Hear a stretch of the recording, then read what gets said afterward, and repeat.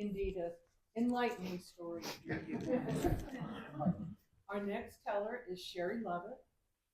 Sherry has been on various stages from classrooms to festivals, and she has a real connection with the British Isles and her roots there, and also with this country where she was born in and raised.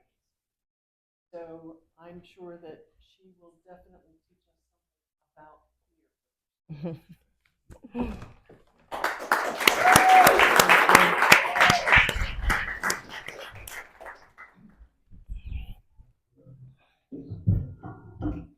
Hey, everybody.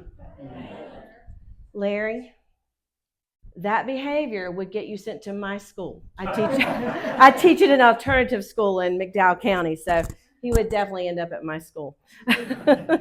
And Carolina, I want you to come to my school and tell stories. They were amazing.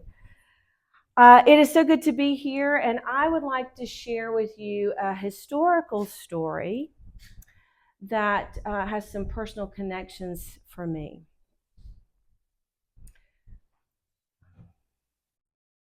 We leave our homes in the morning. We kiss our children goodbye. While we slave for the bosses, our children scream and cry. And when we draw our money, our grocery bill to pay, not a cent to spend for clothing, not a cent to lay away. And on that very evening, our little son will say, I need some shoes, Mother, and so does Sister May. Oh, it grieves the heart of a mother, you everyone must know. But we can't buy for our children, our wages are too low.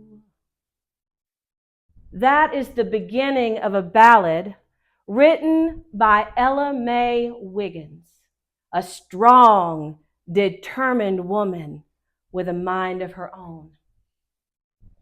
Ella Mae was born in 1900 in the Appalachian Mountains to a poor family. She spent her childhood moving from one logging camp to another. Her mother died when she was 18 and her father about a year later. It was around that time when she met and married a man by the name of John Wiggins. And in less than a year, they had their first child. Now, John thought they ought to move to a mill town so as they could get a mill job and have a regular income. And that took them to Cowpen, South Carolina. And Ella Mae's work in the textile mills began. Well, they moved from one mill town to another until in 1926, Ella Mae and her children landed in Gaston County, North Carolina. But not John. John abandoned Ella Mae and their children. But Ella Mae was a strong, determined woman with a mind of her own. Ella Mae got a job. She got a job with the Luray American Mill No. 2. She worked 12 hours a day, 6 days a week, and she only got $9 for her efforts. Now, in that time, segregation was the law of the land, but as I've said, Ella Mae had a mind of her own. She rented a little shack outside Bessemer City in an African-American neighborhood known as Stumptown. And her neighbors helped watch her children while she worked. Mill work was hard work. Long hours, noisy, dirty, tedious work. And it was beginning to get harder because the economy was in decline. And there was more competition for the textile mills. And so the mill owners, mostly Northerners who'd come to the South to take advantage of the lenient labor laws here, decided they were going to employ new scientific management practices. Well, this meant they were going to require their workers to work longer hours and harder for the same money, sometimes less. Yeah. The mill owners called it new scientific management practices, but the workers called it the stretch out. Now, in that time, a lot of people associated unions with communism. And in North Carolina, sentiments ran high against both.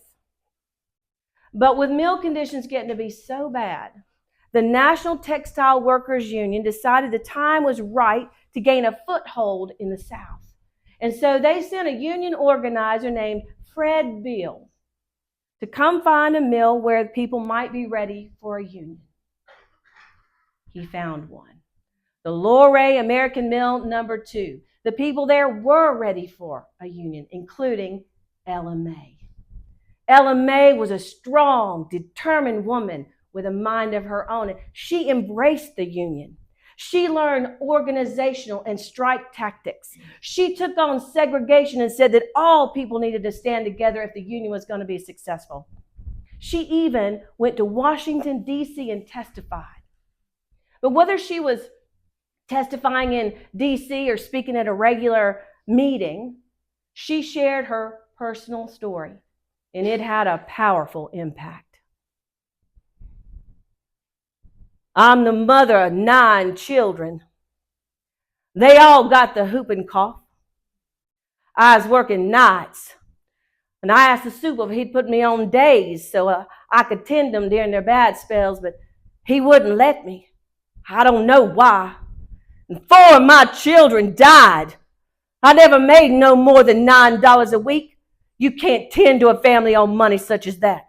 That's why I come out for the union. That's why we've all got to stand together for the union, so as we can do better for our children and they won't have lives like we got. And Ella May would sing.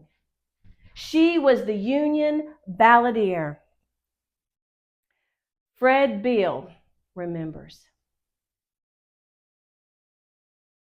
No evening would pass without a song from our Ella May. She'd be standing in the corner scribbling a new verse on the back of a union leaflet when someone would call out for her to sing. She'd step forward and begin a ballad in her deep, resonant voice, and then that would drift off into old hymns and spirituals. And many a praise the Lord would resound through the quiet night. Ella May sang with an unmodulated vibrancy that touched the emotions of her listeners. When she sang, "It grieves the heart of a mother, you everyone must know," everyone did know.